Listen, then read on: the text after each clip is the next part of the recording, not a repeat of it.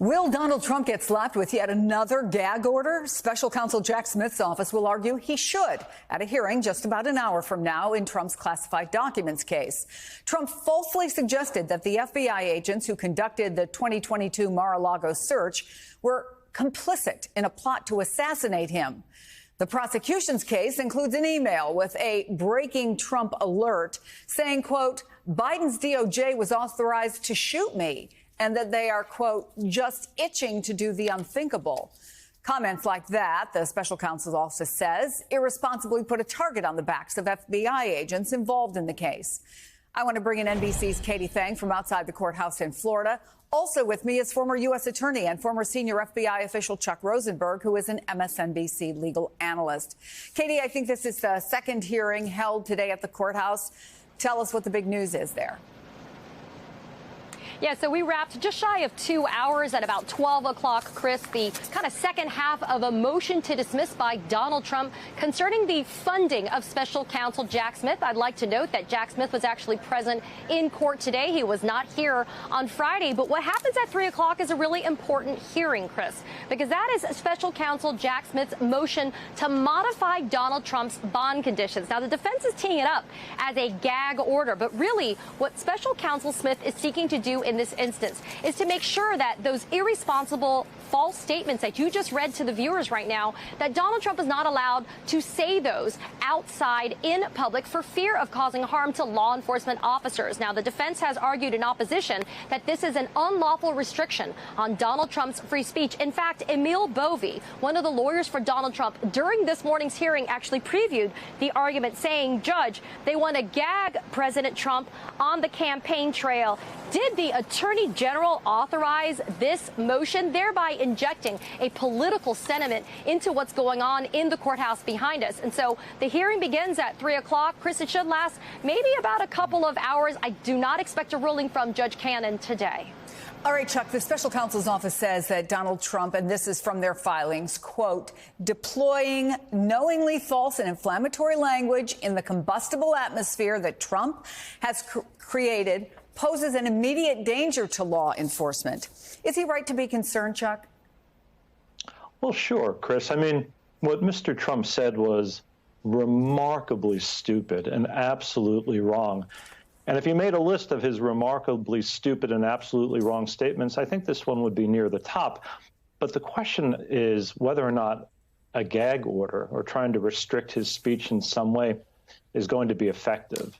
I mean, we saw a little bit of this in the New York State case in front of Judge Merchan, where Mr. Trump was ordered to refrain from making certain comments. He did not, and he was punished. It seemed to rein him in a bit, but not a lot.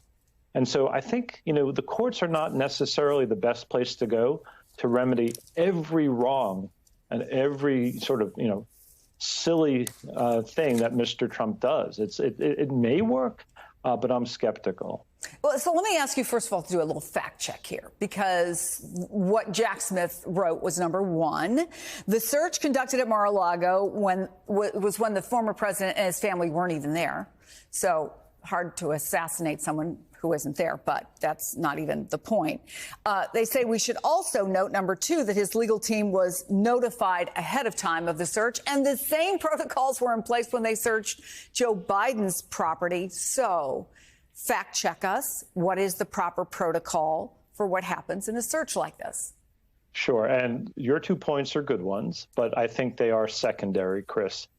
Federal law enforcement officers, state and local law enforcement officers are armed, always.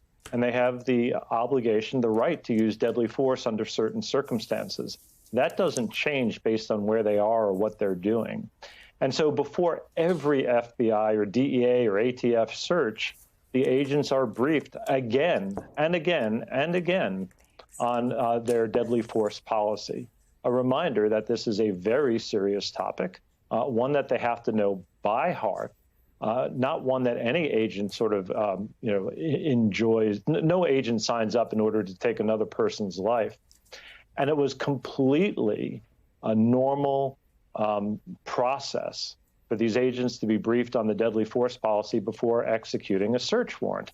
That's it, Chris. That's it. There was no plot. There's no assassination plot. There's no attempt to get Mr. Trump at Mar-a-Lago or Mr. Biden at his home. All of that is utter nonsense. The fact that Mr. Trump keeps making reckless comments about it is pathetic. But again, I'm not sure that a court will be able to successfully gag him and stop this nonsense. Well, let's just talk about what's on the table, which is the gag order. Trump's legal team was pretty unsuccessful at challenging the gag order in the New York case. But of course, it's a different case, different judge. What are you expecting? What are you looking for here? Well, what I would hope for is for Mr. Trump to be smart, thoughtful, sensible, and careful. That's not going to happen in my lifetime. So the next thing I'm hoping for is for the judge to warn Mr. Trump about making reckless and inflammatory comments that unnecessarily put agents in harm's way. If she's not willing to do that, I'm not sure what the value is of even having a gag order in place. She ought to warn Mr. Trump about the possible consequences of his rhetoric. But this doesn't seem to be the judge or the time or the place for this. She's not a particularly good judge. She's demonstrated that over and over again. And so I don't fault the Smith team for trying to rein in Mr. Trump's comments.